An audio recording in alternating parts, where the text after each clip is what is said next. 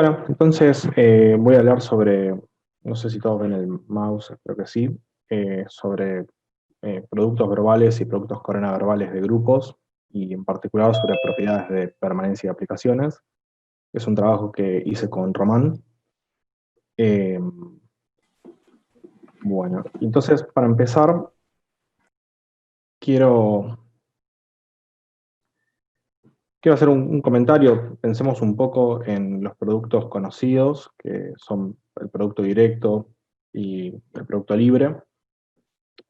Ambos comparten varias propiedades en común, y si uno, más allá de que sean en grupos, si uno piensa en lo que llama productos, en general cumplen naturalmente estas 5 propiedades. Lo primero que pasa es que yo acá puse producto libre, pero podría haber puesto producto directo perfectamente, solamente para no cargar la anotación poniendo un símbolo nuevo.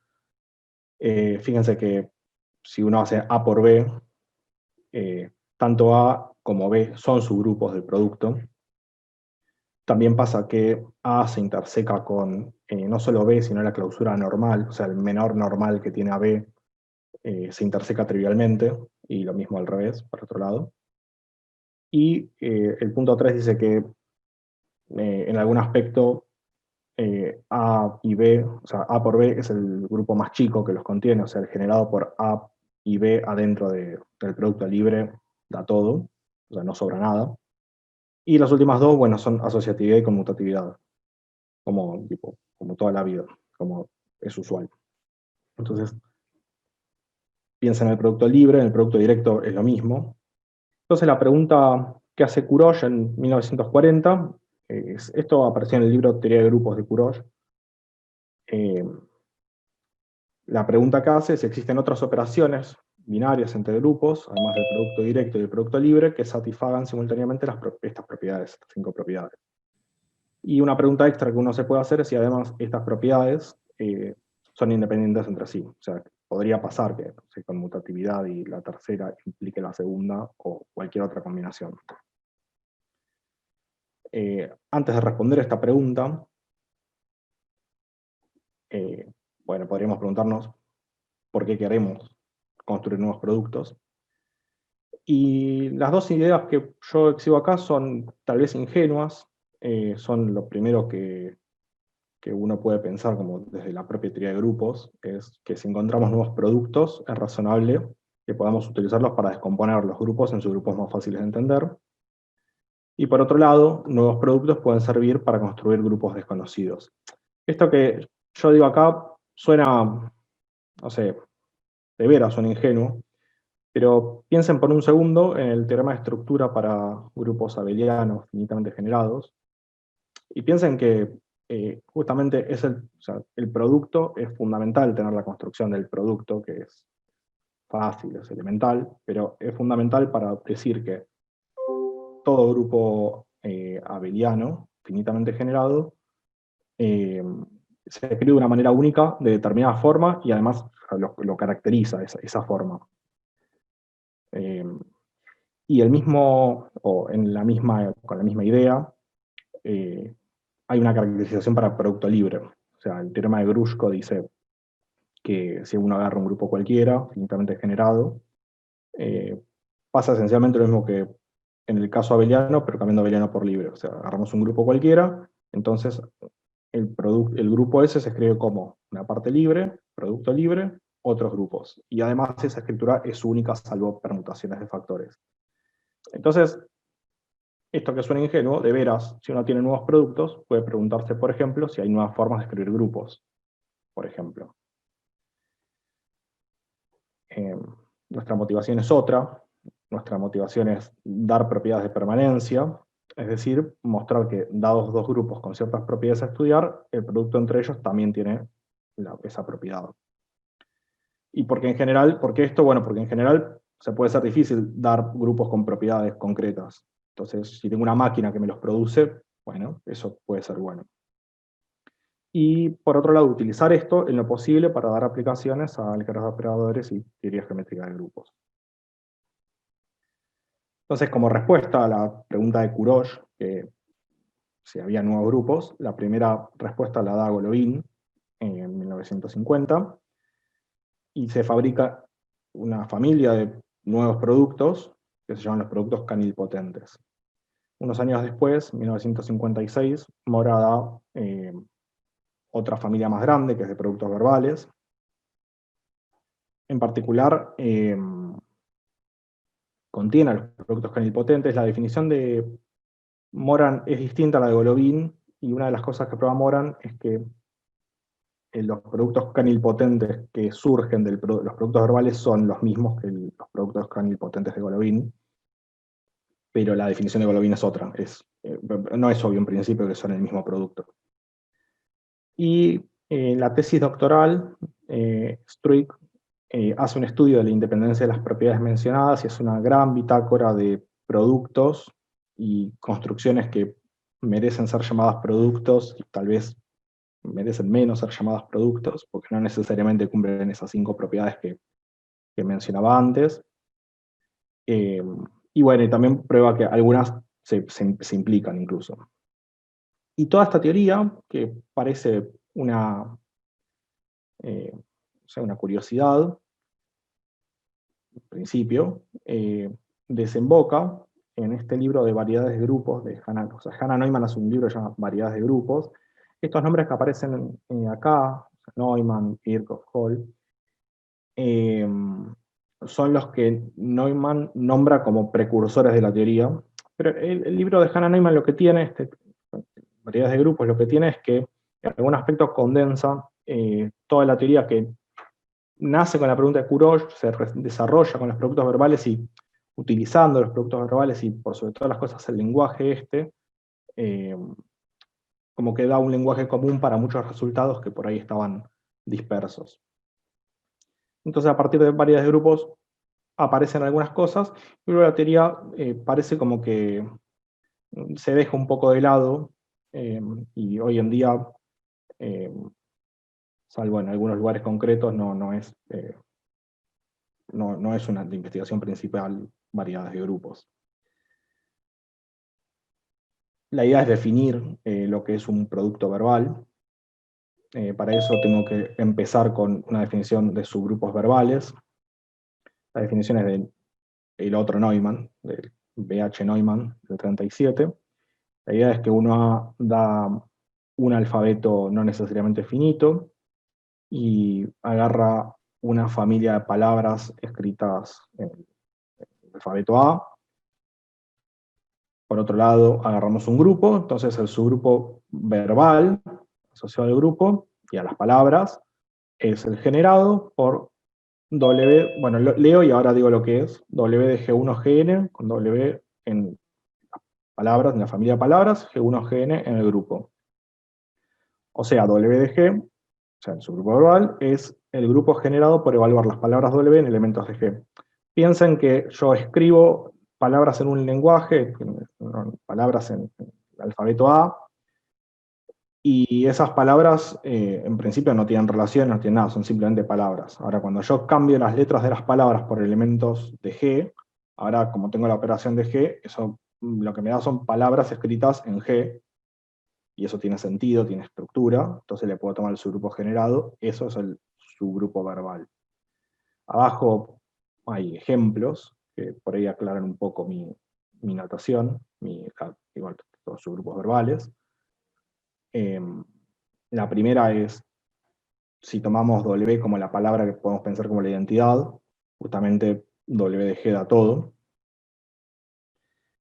Un poquito más en general, podemos tomar W como, en vez de X a la N, entonces cuando hacemos W de G, eso me da G a la N, con G en G. Y bueno, el generado por eso, o sea, el subgrupo verbal se conoce como el enésimo subgrupo de Burnside. El tercero es por ahí un poco más difícil, pero interesante, es, si se fijan, esta palabra es la que define el conmutador, o sea, si X ahí fueran elementos de G, así definimos, o sea, el generado por esto da el conmutador. Y la cuarta, si quieren, lo podemos tomar como convención, o sea, tiene sentido, pero si agarramos W y lo hacemos en la palabra, no sé, conjunto de palabras que no tiene palabras, W de G, vamos a decir que es 1. Voy a hacer algo un poquito más en general, así que para que sea un poquito, para eso voy a recordar primero estas dos series.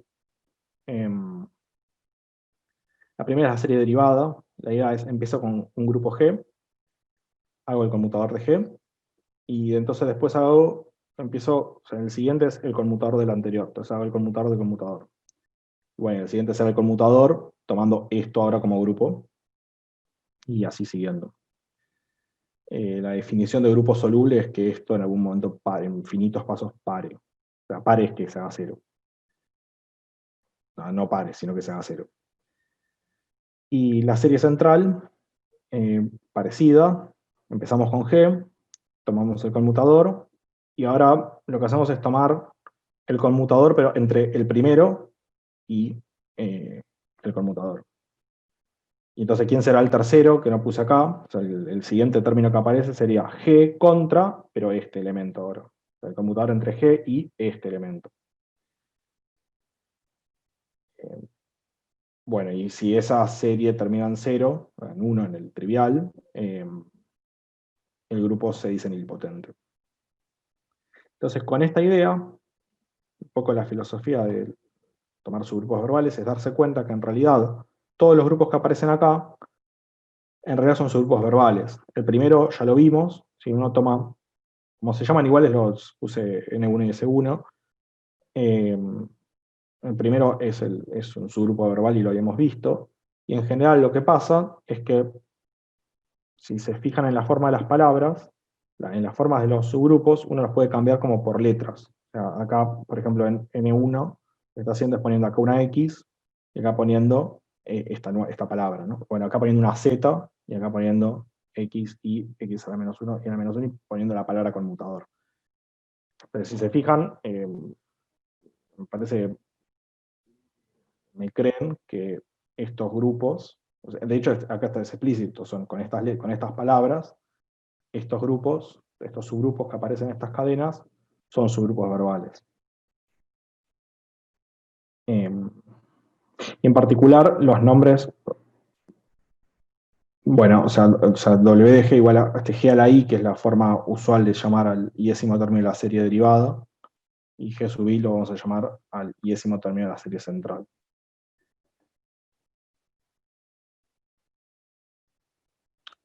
Una idea que ha ido dando vueltas sobre o sea, lo bueno que tienen los subgrupos verbales, por ejemplo, entre otras cosas, es que W de G es full invariant.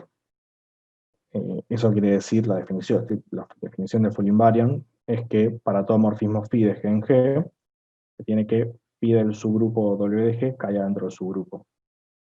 En particular, piensen que si uno agarra phi como conjugar por un elemento, lo que estamos diciendo es que conjugar W de G por un elemento fijo cae dentro de W de G, y eso entonces quiere decir, como lo puedo hacer para todos los elementos, eso quiere decir que W de G en particular es normal. Esto es bastante más fuerte que sea normal, particular es normal. Me falta una definición para definir producto verbal, que es esta. La idea es que G y H, agarro G y H grupos, y miro el subgrupo cartesiano entre G y H como un subgrupo de producto libre, que lo que va a hacer es, bueno, lo defino así, lo escribo como G, H, y lo que va a hacer es escribir G por H por G a la menos 1 por H a la menos 1 con G en G y H en H. Es como hacer un conmutador, pero no cualquier conmutador de G libre H, sino la palabra tiene que ser concretamente la palabra de G, un elemento de G y luego un elemento de H. Y en particular lo que pasa es que si consideramos este morfismo cociente, o sea, del libre al producto directo, se tiene que el núcleo de este morfismo es este subgrupo cartesiano. Entonces, en particular, este también es normal en G libre H. ¿Y cómo hacemos para hacer esto en general? O sea, acá está hecho con dos grupos. Uno, si lo quiere definir el subgrupo cartesiano para una familia de grupos, bueno, lo que hace es, se inspira en lo anterior, y defino el subgrupo cartesiano como el núcleo del morfismo que va del producto libre sobre todos los grupos al producto directo sobre todos los grupos. Acá está puesto la suma, y nosotros en el paper también usamos suma para enfatizar el hecho de que los productos están hechos con soporte finito. O sea, las palabras están escritas con casi todos unos, salvo finitas coordenadas. Y la notación que vamos a usar es corchete GI a el grupo donde está. Y entonces la definición de Moran de producto verbal, de nuevo GH grupos, W damos una familia de palabras sobre un alfabeto, y entonces definimos al producto verbal, y lo vamos a anotar así, G producto WH.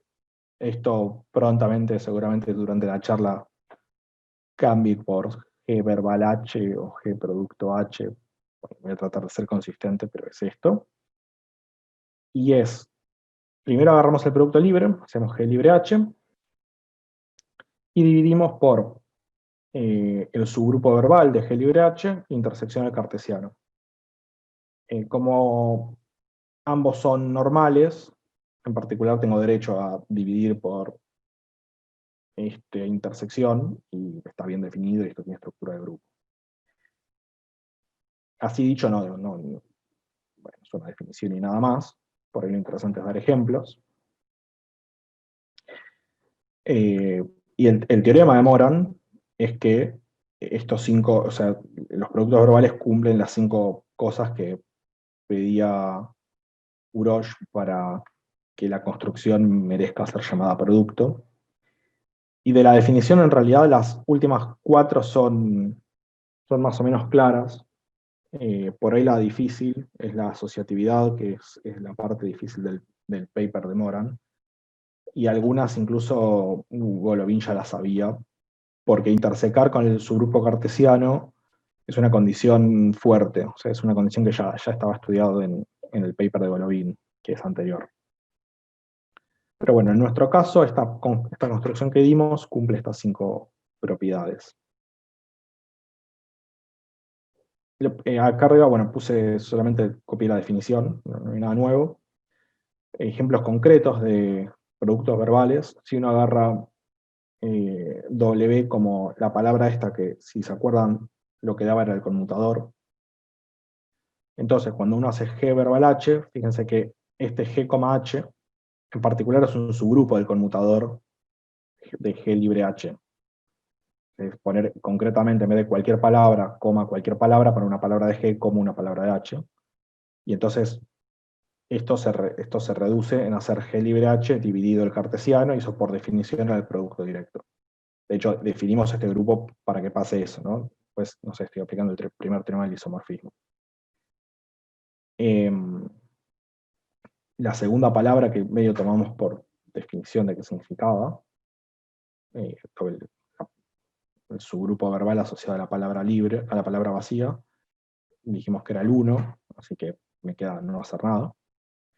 Y más raros, o sea, esto quiere decir que esta construcción extiende la noción clásica, por lo menos. Pero hace más, porque si uno agarra el enésimo término de la serie central, que era estamos llamando a este NK, bueno, eso es un producto nuevo, distinto a los anteriores, y recupera el Golovin además, que se llama el producto canilpotente. Si uno lo hace con el de la serie que te daba que te definías un grupo era soluble, que era la serie derivada. Entonces, si acá dije central o derivada, esta es la serie central, y esta se le llamaba, o sea, el SK era el de la serie derivada. Entonces, el producto verbal es otro producto distinto y se le llama K soluble. Y por último, si lo hacemos con los subgrupos de Bernstein, con el que daba la palabra que daba el subgrupo de Bernstein, se conoce, bueno, como el enésimo producto de Bernstein.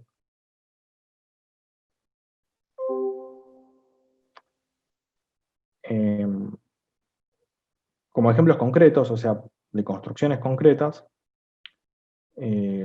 vamos a llamar así N2 al subgrupo, al segundo producto nilpotente. Y entonces, si uno hace Z, o sea, queda Z, producto 2 nilpotente Z, resulta que eso da isomorfo da este grupo, el Heisenberg sobre Z, que uno lo identifica con las matrices triangulares superiores con entradas en Z. Y fíjense que acá es como la primera cosa que uno puede, yo por lo menos estoy contento con estas construcciones, porque, o sea, agarré Z, que es como una de las primeras cosas que se me ocurren, agarré el 2 nilpotente, que es la primera cosa que se me ocurre distinta del producto directo y el producto libre, lo hice contra Z, y yo me di un grupo que está bueno, o sea, no es un grupo elemental, o no sé, es un grupo más.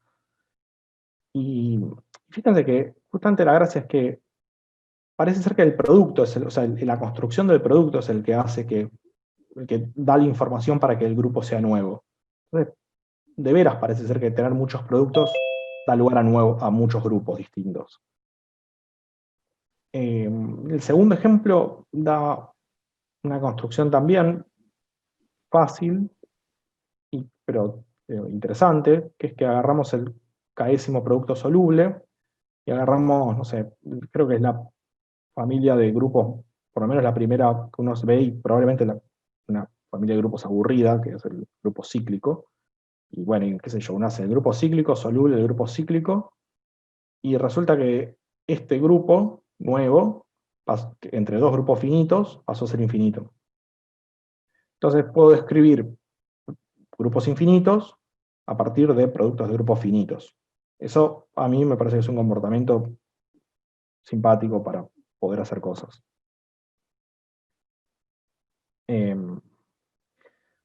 Bueno, este ejemplo después lo voy a usar. Lo que voy a hacer ahora es hablar un poco de las propiedades que estudiamos. Yo dije, bueno, nuestro objetivo era dar propiedades de permanencia. Bueno, voy a nombrar algunas propiedades de permanencia que usamos y lo tengo dividido en dos. O sea, primero puse propiedades de permanencia que medio provienen de representaciones. Y después vamos a ver otra cosa. Entonces la propiedad T de Kasdan es una propiedad originalmente definida en términos de representaciones irreducibles. Tiene aplicaciones en teoría de números, teoría geométrica de grupos, computación, teoría ergódica y álgebra de operadores. Por ejemplo, es fundamental para la construcción de cons de factores de tipo 2,1 con grupo fundamental numerable. En el teorema de superrigidez de Popa, en la construcción de Margulis de grafos expansores. Y la verdad que es un ejemplo, o sea, se usa bastante para varias otras cosas. Como ejemplo de propiedad T, por ejemplo más fácil es grupos finitos, es el NZ con n mayor o igual a 3, látices de grupos de Lie simples con rango mayor o igual a 2, y algunos grupos hiperbólicos se conocen. Comentarios que yo acá puse teoría de números y es pertinente por ahí comentar, porque bueno, acá medio que se nota la importancia en álgebra de operadores, por ejemplo, pero no en teoría de números. Justamente por ahí la motivación original de Kazan, el teorema de Kazan es que un grupo con propiedad T es finitamente generado. Y uno tiene látices de grupos de Lie simples de rango alto, y entonces o sea, la pregunta de cuándo son finitamente generados, bueno, se responde con propiedad T de Kazan, y no sé, diría que no hay otra demostración que no sea decir que como tiene propiedad T son finitamente generados. Y medio que eso por ahí era una de las cosas que estaba buscando Kazan, tal vez, para definir propiedad T. Por ahí es la primera importancia de la propiedad T. Opuesta a la propiedad T, tenemos la propiedad de Hagroop, que se puede pensar como opuesta. Tiene aplicaciones en análisis armónico, teoría ergódica, K-teoría, entre otras. Acá el ejemplo, para mí es un ejemplo muy lindo, que es que los grupos con Hagroop... ¿Puedo hacer un pequeño comentario? Sí, Me acabo de acordar, porque es que acá hay capaz mucha gente de análisis y las cosas de teoría de números no sea lo que más llama la atención. Pero sí, pero propiedad T, me olvidé de mencionarte esto otro día que hablamos, propiedad T es central en la demostración, la resolución de este problema de Vanna-Rusiewicz, ¿no? De medidas invariantes en la esfera n-dimensional, que es falso, para n mayor o igual a 3, y eso es la demostración, es propiedad T. Es exacto, propiedad T. Y el caso que faltaba, el n igual a 2, es bastante más fino, es al estilo propiedad T, pero ahí no hay propiedad T, y hay que indagar más fino en teoría de representaciones, que eso hizo Greenfield. Pero esa es una aplicación que no tenía presente, y acá hay muchos de análisis, eso es teoría de la medida, una aplicación de propiedad T a teoría de la medida. Bueno, Sí, era lo único que quería comentar. y un comentario, ya que volví, me acordé. Acá dice teoría geométrica de grupos y parece como que no hay una aplicación. A mí es una aplicación que me gusta bastante, que es que hay un teorema de Gromov sobre el crecimiento polinomial de grupos. Básicamente dice, un grupo tiene crecimiento de determinada manera, entonces sí, solo sí es virtualmente nilpotente. La demostración de Gromov es gigante. Hubo varias refinaciones posteriores, y Osawa sacó un paper hace unos años de unas 5 o 6 carillas, y creo que no mucho más, utilizando análisis funcional, de hecho se llama algo así como demostración del teorema de Gromov usando análisis funcional, y la demostración pasa por usar propiedad T. De hecho, es gracioso que, no sé, tiene 5 o 6 carillas, pero de las cuales tiene un apéndice de propiedad T. O sea, en las 5 carillas además hay un apéndice de propiedad T. O sea, es todavía más corta la demostración si uno saca los apéndices. Así que bueno, es súper poderosa la propiedad. Bueno, y volviendo a Hagerup, decía que verifican la conjetura de Baum-Cons, los grupos que tienen Hagerup, y en particular, las conjeturas de Baum-Cons implican un montón de otras conjeturas. En particular, para grupos discretos, implica la conjetura de Cadison-Kasparov, y eso, que es la siguiente, dice, si G es libre de torsión, entonces el álgebra C estrella reducida de G no posee idempotentes no triviales. Y esto de buscar idempotentes, bueno, nada, siempre es relevante. Ejemplos de grupos con Hagerup, bueno, grupos amenables, SL2 de Z, grupos libres, justamente los grupos libres tienen Hagerup, es un teorema de Hagerup. No agregué, está bueno mencionar que el grupo de Thomson, si no me equivoco, tiene Hagerup, y no se sabe si es amenable, y es uno de los problemas, pero tiene Hagerup. Y bueno, como propiedades, los grupos con propiedades Hagerup eh, tienen Hagerup, extensiones de un grupo de Hagerup por una amenable tiene Hagerup, y de acá se ve que, bueno, más o menos se ve que los grupos, o sea, que la propiedad de Hagerup no se lleva bien con tomar cocientes, porque claro, los grupos libres tienen Hagerup, si cociente de Hagerup es Hagerup, todos los grupos tienen Hagerup. Igual es una pregunta relevante, ¿por qué no todos los grupos son Hagerup? Y ahora en un rato creo que la voy a poder contestar con un lema, pero bueno, en principio, propiedad de Hagerup no se lleva bien con tomar cocientes. Y pasando a las otras propiedades que estudiamos, que las podemos clasificar como propiedades, aproximaciones métricas. Esta definición la había comentado Román hace unos meses, eh, hablando de otro paper.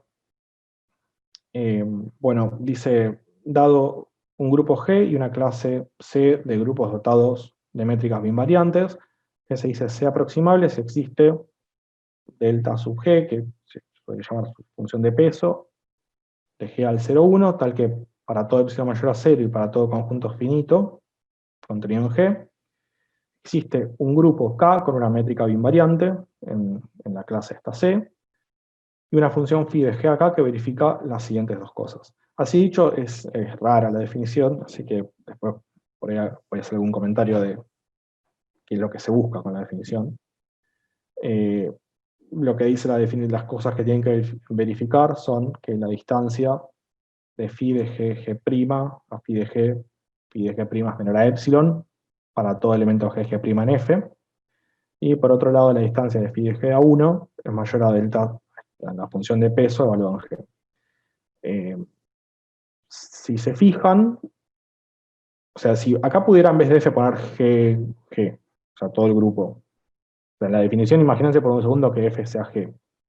Y acá que F sea G. Y acá, o sea, esto que aparece acá, la distancia y la distancia de phi de g', phi de g por phi de g' fuera 0, esto diría exactamente que el grupo, que phi es un morfismo de grupos, porque en particular estaría diciendo que phi de g' es igual a phi de g por phi de g'. Y esto de acá estaría diciendo que ese morfismo de grupos es inyectivo. Bueno, entonces, si se quiere, lo que se está haciendo es utilizar una métrica para, en algún aspecto, poder relajar o pensar distinto qué significa que sea un morfismo de grupos inyectivo. O sea, hacer de phi no un morfismo de grupos inyectivos, pero que se le parezca en algún aspecto métricamente. Ahora, ahora voy a dar ejemplos y por ahí, un ejemplo que por lo menos a mí me convenció de la utilidad de esto, espero que lo pueda expresar bien.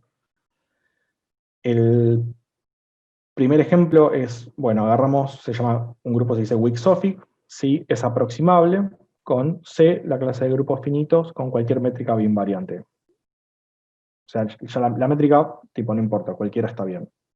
Segundo, un poco más fino, un principio más fino, es un grupo cis-esófico, si es aproximable, con C, la clase de grupos finitos de permutaciones, o sea, los SN, digamos, dotados de la métrica de Hamming, que es esto que está acá.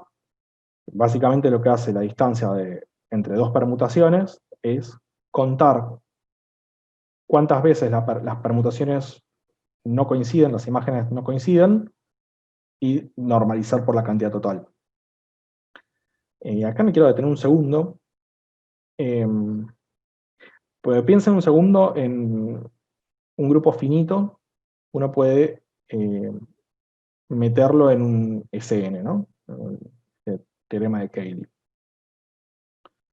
Y la forma de meter un grupo en un grupo finito, ¿no? en un SN con n suficientemente grande, es esencialmente pensando o sea, en que la permutación dada por el embedimiento es en algún aspecto la tabla de multiplicar del grupo. O sea, la forma de representar al grupo adentro de SN es diciendo que la permutación es multiplicada por el elemento. Entonces, bueno, si yo eso lo quiero hacer con un grupo infinito, bueno, salvo que pueda hacer una tabla de multiplicar infinita y meterlo en ese infinito, no sé, mucha gracia no tiene, porque lo tengo que meter en ese infinito. Entonces, lo que uno puede pensar es que estos grupos sóficos, así como lo estoy diciendo yo, como que lo que hace es modelar métricamente pedacitos, o sea, pedacitos de la tabla de multiplicar del grupo. Por ahí esa es la idea, que siempre puedo en la tabla de multiplicar del grupo cortarla con finitos elementos y modelarla como permutaciones de SN. Que eso es lo que podía hacer con grupos finitos.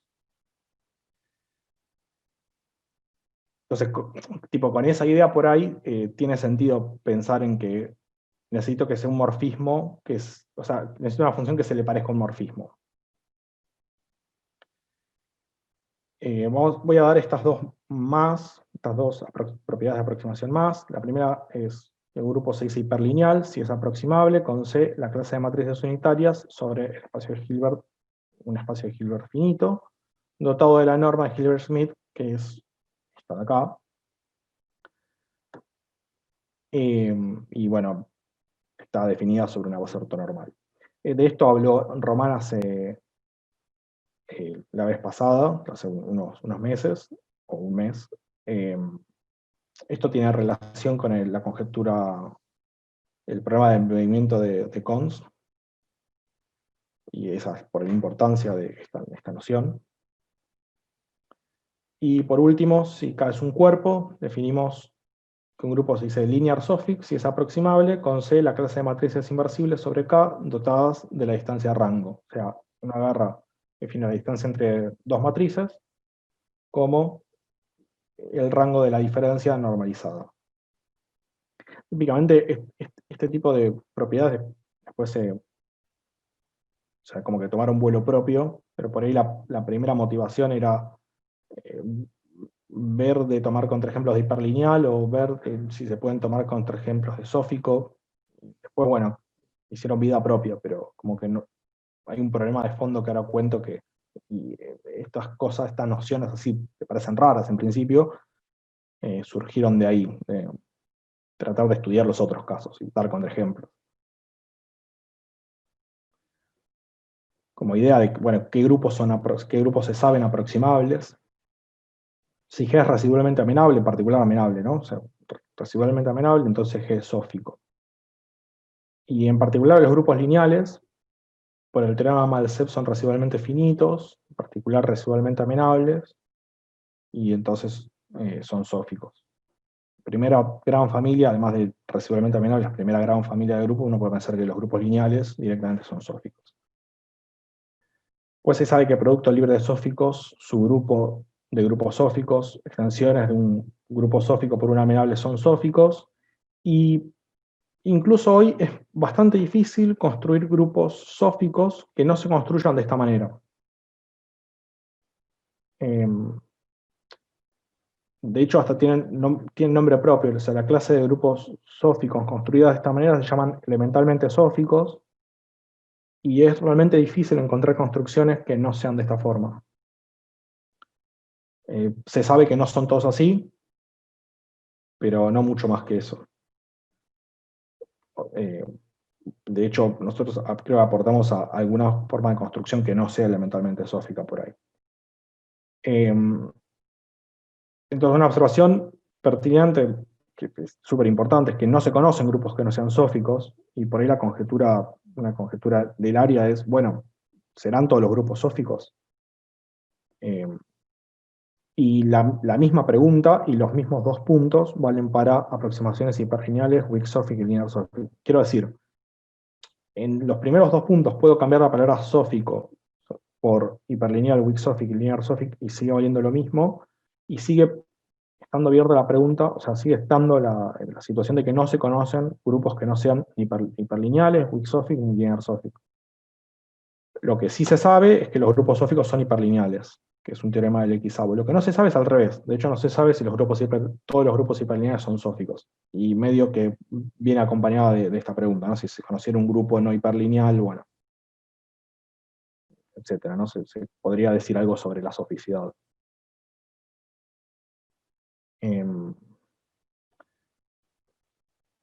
Bueno, entonces nuestro objetivo era justamente utilizar estas propiedades, y ya que no se, por ejemplo, ya que no se conocen cómo construir grupos sóficos y dar familias de grupos sóficos, bueno, la idea es estudiar las propiedades de permanencia para poder dar ejemplos. Entonces, la primera el primer resultado que tuvimos fue que dado G y H grupos, para mí grupos, lo voy a obviar un montón de veces porque en la cabeza lo pienso así, para mí grupos es discretos numerables. Hay cosas que valen más en general, pero en principio los grupos, aunque si no lo digo, piensan en discretos numerables. G y H grupos discretos numerables, y el producto verbal, este producto verbal lo voy a definir como el producto canilpotente, el caso Lule o Lane-Bersen, los que puse como ejemplos. Entonces, G y H son amenables si solo si el producto verbal de G con H es amenable. G y H tiene la propiedad de Hagerup si solo si el producto verbal de G con H tiene la propiedad de Hagerup. G y H son exactos si solo si el producto verbal de G con H es exacto. Y G y H son aproximables, en general con las aproximaciones que vimos, si solo si el producto verbal es aproximable con las aproximaciones que vimos. No definí exacto y no definí amenable en la charla. Bueno, no definí nada en la charla, tampoco definí Hagerup, pero no hablé de amenable ni de exacto. Pero pueden pensar, si quieren, en grupos amenables. Para el que no sabe qué es amenable, puede pensar en grupos nilpotentes, son grupos solubles, o grupos abelianos, que son ejemplos de amenables, y uno más o menos hace la idea de por dónde viene la definición, o por lo menos cuáles son los ejemplos de amenables. Bueno, y como siguiente proposición, que está desprendida de esta solamente porque falla K soluble, o sea, si G y H son grupos y tomamos el producto K nilpotente o N Burnside con N estos en particular, entonces G y H tiene la propiedad T, tiene propiedad T, si solo si el G verbal H tiene propiedad T. Y bueno, la pregunta es por qué K soluble no anda, y ahora vamos con las no propiedades de permanencia. Antes, este pequeño lema dice que si G es un grupo discreto, esto lema, o sea, teorema, o sea, tipo, para mí es un lema porque lo voy a usar, pero hay que hacer algo, y es conocido, ¿no? Un grupo discreto es finito, si solo si es amenable y tiene propiedad T. Y en realidad o sea, si es finito, ser amenable y ser H-group como que no, o sea, creo que es la misma cosa. O sea, uno acá puede poner H-group y se puede leer un grupo discreto es finito si solo si es H-group y tiene propiedad T. Y entonces la observación primera es que la propiedad T no se conserva por productos solubles, y el contraejemplo es Z de finito, así que tiene propiedad T y es amenable. Y habíamos dicho que el producto amenable era amenable, de la filmina anterior. Y habíamos dicho que, como ejemplo, yo puse como ejemplo, este grupo lo puse como ejemplo de un grupo infinito. Entonces es infinito y amenable, y entonces no puede tener propiedad T, ¿no? Porque dijimos que propiedad T y amenable implicaba finito. O sea, como que para grupos infinitos son opuestas, ser amenable y tener propiedad T. O ser H-group y tener propiedad T. Así que bueno, en particular agarré dos grupos con propiedad T, le hice el producto soluble y me dio que no tiene T, así que no se preserva. Y otro no ejemplo de permanencia, no define que es ordenable, pero es lo que intuitivamente uno se espera. Un grupo es ordenable si existe un orden total que se lleve bien con la estructura del grupo. Entonces, si uno agarra este grupo concreto, que es un subgrupo del Heisenberg, es ordenable porque el Heisenberg lo es, pero cuando uno hace G 2 nilpotente G, resulta que este grupo tiene torsión. ¿Y qué pasa? Si uno eh, agarra un grupo que es ordenable, eh, no puede tener torsión, ¿no? Porque no tenés forma de ordenar el 1 en relación al elemento de torsión. En algún momento, si decís que es mayor, en algún momento, multiplicando por el elemento, en algún momento te pasaste, volviste al 1 y te quedó del otro lado. Eh, Pensar un rato eso y funciona, que los grupos ordenales tienen que ser libres de torsión. Así que sirve como contraejemplo de que, bueno, ordenabilidad no se va a preservar por tomar producto nilpotente. Bueno, entonces esto fue como el primer resultado que obtuvimos. La idea era hacer cosas con el producto corona, ahora lo voy a definir. Eh, para eso hay que avanzar un poquito más. El hecho, pregunta, perdón que vuelva, pero por ahí la pregunta que uno surge de acá es, bueno, pero ¿de dónde sale? O sea, dicho así parece una cosa súper traída de los pelos, porque aparece este comportamiento, o a qué se debe este comportamiento. Y bueno, y el hecho fundamental de que ese comportamiento funcione es encontrar o hallar esta sucesión exacta. Que de hecho, así escrita, ni siquiera parece que está bien definida. Y Moran en su paper o sea, tenía como tenía los teoremas y las proposiciones para hallar esta sucesión exacta así.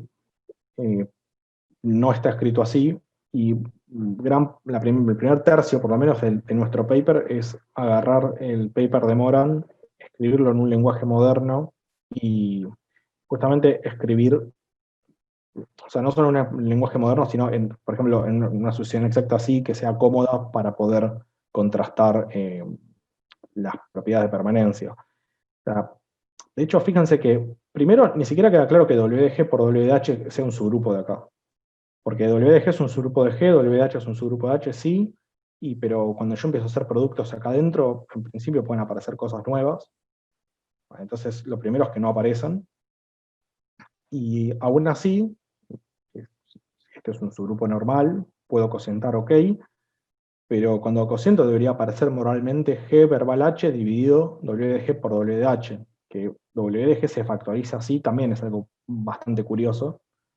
Bueno, entonces por eso el primer tercio del paper es encontrar esto de esta forma. Y una vez que uno tiene esto encontrado, no haya esto, bueno, más o menos ahí puede trabajar, porque por ejemplo, producto, ya, o sea, por ejemplo, en el caso nilpotente, hagámoslo, si eh, uno puede probar que este siempre es un grupo nilpotente y este siempre es un grupo nilpotente, entonces sabe que es amenable, entonces acá ya se consigue una punta amenable y de ahí puede seguir con las demostraciones. Pero como que es fundamental conseguirse el conejo de la galera es esta sucesión exacta.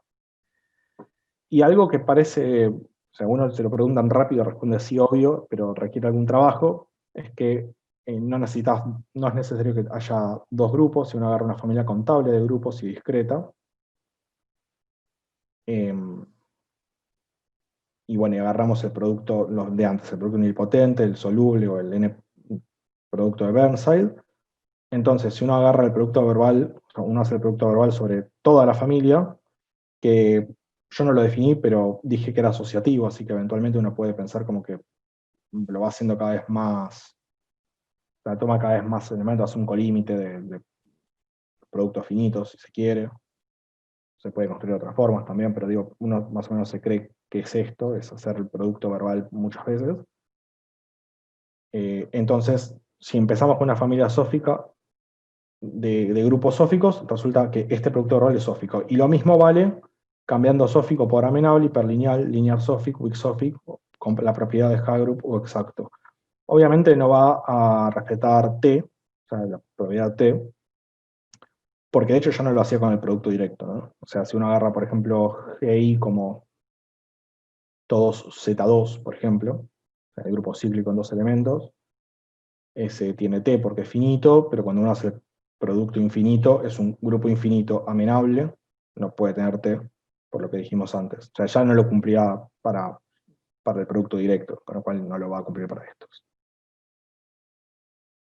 Eh, Sí, acá es lo que vos dijiste, el hecho fundamental que propiedad es finitamente generado. Y cuando haces un producto infinito de grupos, no importa el producto que sea, vas a necesitar al menos un generador para cada uno. Y bueno, ya estos claro. productos no son infinitamente, o sea, son infinitamente generados y no finitamente generados. Claro, Ese es el motivo por qué no tiene esto. claro. Sí, sí. Bueno, y entonces voy a definir este producto corona verbal, que era como la otra parte del trabajo. Eh, entonces agarramos GH grupos, consideramos el producto libre o sea, indexado por H, como conjunto H, o sea, con cardinal de H copias. Entonces H actúa en este producto libre permutando las coordenadas, y además lo que se puede probar es que la acción deja invariante a este subgrupo, a W, al subgrupo verbal de este producto libre, intersección el subgrupo cartesiano. Y justamente recuerden que esto es por lo que uno cocienta para fabricarse el producto verbal. Entonces, de lo anterior, vemos que la acción pasa al cociente, definimos el producto corona verbal de G y H como, bueno, lo voy a anotar así con el W arriba, y es el producto semidirecto de H actuando en el producto verbal por permutación. Román había hecho esto para el producto 2000 potente. Pasó una cosa, que es que cuando hicimos el primer paper, o sea, hicimos la primera versión de este paper, y la subimos al archive creyendo que esto era una definición nuestra, o que seguía de una definición que tiene Román en un paper anterior, y nos llegó un mail de OSINT diciendo, no, esto es de Schmelkin y se conoce hace 50 años, pero bueno, nosotros no lo sabíamos. La parte buena de eso es que OSINT nos dio bibliografía y además nos comentó ciertas construcciones de Schmelkin que vamos a ver, que nos permite dar algún corolario que nosotros no teníamos presentes. Así que bueno, la falta de Matt Sainet hizo, entre otras cosas, eso. No, pero lo que estás diciendo, no es tan así, es un poco injusto a la matemática nuestra. Porque Osin también dijo, y esto lo intuía yo, y esta cosa de este teorema de Schmelkin, este área de estos productos en grupos, no fue nunca estudiado en términos de esta teoría geométrica de grupos. Eso es una cosa que no se hace. E incluso el teorema de Schmelkin está injustamente olvidado por ciertos motivos históricos que ya hemos discutido. Pero no es algo requete mega conocido que todos lo saben y nosotros, porque no teníamos más INET, no nos dimos cuenta. No, bueno, también, no es así. Es cierto, igual nosotros no lo sabíamos, y yo siento que no sé si teníamos acceso a esa información. O sea, yo personalmente buscando medio a tientas nunca me dio, o sea, nunca llegué a este resultado. Lo que sí es cierto que decís, igual yo lo iba a comentar, era que los corolarios que nos salen a nosotros sí tienen que ver con la definición de Schmelkin, pero sí es cierto que son propios. Pero también en una situación de redescubrimiento, ¿no? O sea, vos me contaste del producto 2 nilpotente, del producto corona 2 nilpotente, y habían pasado 50 años y esta matemática estaba justamente olvidada, y resulta que, bueno, después pudimos hacerlo de la definición de Schmelkin, que lo contenía. Bueno, ¿en qué estaba? Bueno, entonces tenemos esta definición. La pregunta es, bueno, ¿para qué la vamos a usar, no? O sea, por ahora es una definición. Pero bueno, el objetivo, se imaginan que es que yo, ya que tengo una definición y estoy probando propiedades de permanencia, la gracia es, bueno, tratar de probar propiedades de permanencia en este tipo de construcciones nuevas. Entonces, bueno, esto es justo lo que comentaba antes. Román tenía conocimiento de este producto corona 2 nilpotente, y que lo usó para otras cosas que, bueno, después Román lo va a poder contar mejor que yo, pero tenía las aplicaciones del producto 2 nilpotente, el corona 2 nilpotente, iban a álgebras de operadores. Y lo que demostró en un paper, que después que se condensaron estas ideas en un paper del 2018, es que si G y H son discretos y tienen propiedades de Haggrup, entonces el producto 2 nilpotente entre G y H también tiene propiedades de Haggrup. Y esencialmente de la parte de Haggrup que hicimos en nuestro paper, la construcción que hizo Román es esencialmente la misma que la del producto verbal. O sea, hay que hacer las adaptaciones, obvio que hay que hacer las adaptaciones, pero es algo que Román lo tenía conocido para el 2 nilpotente y funciona para el mismo producto, para los productos verbales.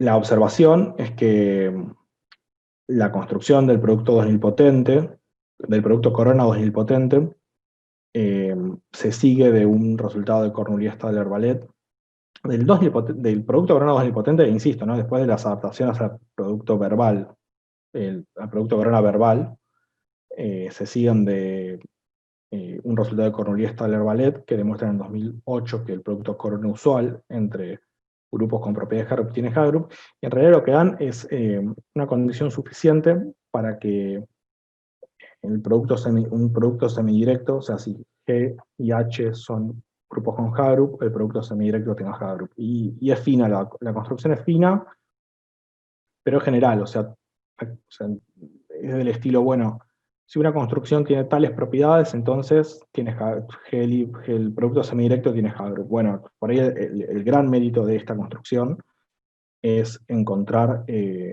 o sea, una cosa es decir, bueno, si cumplo todo esto funciona, y otra cosa es encontrarla de veras en el papel y que funcione. Entonces, bueno, Román lo hizo para el 2 nilpotente y la mismísima construcción funciona para el verbal con pocas modificaciones. Y lo otro que sucede como antecedente por ahí es que Hayes y Sale demostraron en 2018 que el producto corona usual entre grupos sóficos es sófico. Entonces, la pregunta con la que surgió el trabajo era ver si se podía extender al caso del producto corona 2 nilpotente de grupos. O sea, la idea era, sabiendo que esto preserva H-group, y sabiendo que G corona H entre sóficos es sófico, la pregunta era, bueno, ¿será cierto que G2 corona 2 nilpotente H de sóficos es sófico? Esa era la pregunta original, y con la que motivamos el trabajo. Y la primera respuesta, me acuerdo de la primera respuesta que le comenté a Román es, mira, para eso primero habrá que ver que el producto 2 nilpotente de G es sófico, porque ni eso sabemos. Y de ahí surgió el primer resultado hasta el 2018 que les contaba en la proposición, que es justamente el producto K nilpotente de sóficos es sófico.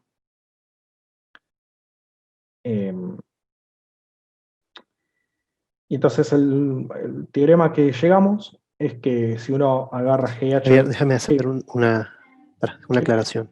No, porque lo que acaba de decir, que con las técnicas que yo tenía para el caso específico del 2 nilpotente, que eran las técnicas de Golovin, no se podía demostrar que producto de sóficos era sófico.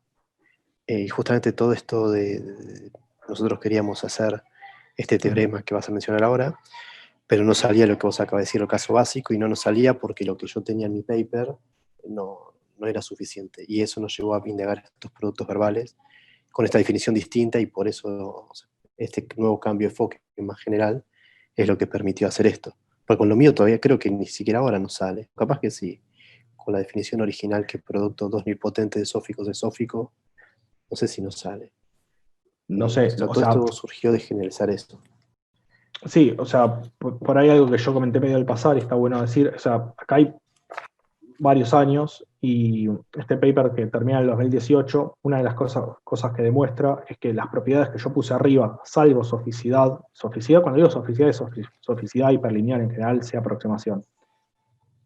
Román tenía una demostración de que, por ejemplo, productos H, bueno, acá no, producto 2 nilpotente entre H-group y H-group, por ejemplo, ¿no? Eso sí se sabía, y justamente el problema era el que dijo Román, producto 2 nilpotente de sófico, por lo menos con las técnicas de este paper, del paper de 2018, no salían. Bueno, y entonces lo que logramos con esto, o sea, el teorema es que si G y H son grupos numerables, agarramos el producto corona verbal canilpotente, K soluble o N-Burnside, entonces, bueno, justo lo que queríamos, si G y H son sóficos, entonces el verbal de G con H es sófico. Y además, en realidad, sófico no importa, o sea, no puede cambiar G sófico por G hiperlineal, linear sófico o weak sófico. Curioso es que no es simétrico, o sea, H tiene que seguir siendo sófico para que las cosas funcionen. Como mínimo tiene que ser sófico para que las cosas funcionen. Por lo menos para nuestra construcción. O por lo menos para lo que está escrito en el paper. Después está la duda de si no es que se puede generalizar más. Y por último, lo que también les contaba, si GH tiene H-group, entonces G verbal H tiene H-group. Y bueno, y por último quiero contar para qué aplicamos esto. Para eso necesito este teorema de Magnus, y después voy a hacer la generalización, que bueno, hay demasiados símbolos en la diapositiva, así que voy a tratar de contar la idea más que los símbolos que están escritos. Agarro un grupo libre, y a los generadores les llamo x1, xn, y agarro R en su grupo normal de F. Entonces, bueno, voy a llamar pi a la proyección del cociente de F a F sobre R, y Q la proyección del cociente de F a Z a la N. Y además lo que necesito es incluir con esta iota a Z a la N, o sea, lo voy a incluir en la suma directa de Z a la N indexadas en el grupo este F sobre R, o sea, como conjunto, digamos. ¿Y a dónde voy a incluir? Bueno, voy a incluir en la coordenada correspondiente al 1 de F sobre R. Entonces, voy a sacar un morfismo del libre, así que basta con decir a dónde van los generadores. Los generadores los voy a mandar a, bueno, el XJ lo voy a mandar a hacer Q de XJ, o sea, mirar la coordenada XJ en la coordenada jésima de Z a la N. Y después meter esa inclusión, la voy a meter en la coordenada 1 de esta suma directa. Y a eso lo voy a acompañar con pi de XJ. Esta cosa así dicha es rarísima. La gracia, esto induce un morfismo porque empecé en el conjunto de generadores. Y el teorema de Magnus, si se quiere, es que ese morfismo tiene como núcleo siempre el conmutador de la relación del normal por el cocienteo. En particular, phi se factoriza un monomorfismo cocientando, ¿no? De f sobre este conmutador acá adentro. Hayes y Seil ya usaron esto para hacer lo que voy a hacer en un rato. Nosotros sí usamos el que sigue, que es el teorema de Schmelking, que es una generalización de este a variedades. Y para hacer la generalización, que van a aparecer todavía una notación más fea, quiero hacer una observación, que es que piensen que z a la n, una forma medio pedante de decir z a la n, es decir, z producto, z por z por z, o sea, z producto directo, z producto directo, z n veces. Y justamente el núcleo de agarrar f y llegar a z a la n es justamente el conmutador. El conmutador, el subgrupo cartesiano. Entonces, fíjense que empiezan a aparecer cosas de estas variedades de grupos, ¿no? O sea, acá hice el producto directo y lo que me dio en el cociente es el subgrupo cartesiano, ¿no? Bueno, lo que va a hacer Schmelking es misma idea, pero cambiando donde dice producto directo, poner producto verbal, y donde dice conmutador, poner el subgrupo verbal. Entonces, ahora voy a mostrar la siguiente diapositiva, pero piensen en eso cuando vean las definiciones. La idea es, misma idea, F se define así, como el libre en n generadores. Agarro un subgrupo normal, pi es la misma que antes, es el cociente, y acá Q va de F a F sobre W de F. Que se fijan, esto es una forma, por ahí no es del todo obvio, pero es una forma, otra forma de escribir esto es Z, producto verbal Z, producto verbal Z, producto verbal Z, varias veces. Entonces, esta iota es lo mismo, pero en vez de poner de nuevo, en vez de poner Z a la N, estoy poniendo como lo que dije antes, Z, verbal Z muchas veces, lo meto al mismo lugar. Lo único que estoy haciendo, fíjense, que es cambiar producto por producto verbal. Y lo maravilloso de la construcción es que haciendo esos cambios, esto va a seguir definiendo un morfismo porque lo saqué del libre, pero lo maravilloso es que haciendo esos cambios, el núcleo, en vez de ser R, o sea, R contra R, o sea, el conmutador de R con R, es W de R. Y está muy bien, porque le cambié las palabras. Entonces, en particular lo que te da es un monomorfismo de F sobre W de R a este subgrupo de acá. Esto es el teorema del embedding, el movimiento de Schmelking. Y nosotros lo usamos para probar este corolario, que dice que W es un conjunto de palabras que definen al producto nilpotente, el producto soluble o n-Burnside, con estos n's, y F es un grupo libre finitamente generado, y R un subgrupo normal de F, y esta es la hipótesis, F sobre R sófico. Bueno, me falta una mayúscula acá. Entonces, F sobre W de R es sófico. ¿Y cuál es la gracia de esto? Que lo que contaba antes es que es difícil hacer grupos sóficos nuevos. En general son subgrupos de sóficos o extensiones de sóficos por amenables, o productos libres. Entonces, nosotros acá encontramos una forma. El comentario es que Hayes y Seil ya lo habían hecho con, en vez de WDR, R contra R, y eso era un corolario del su teorema, que era que el producto corona de sóficos es sóficos, y hasta ahí llegaron, y eso daba nuevos ejemplos de sóficos. La ventaja de tener este lenguaje y haber hecho haber probado que el producto corona verbal de sóficos es sófico para estos productos concretos, es que ahora nos permitimos dar familias infinitas de grupos sóficos nuevos, o en principio nuevos. O sea, vos me das un grupo sófico y yo te doy infinitos, te doy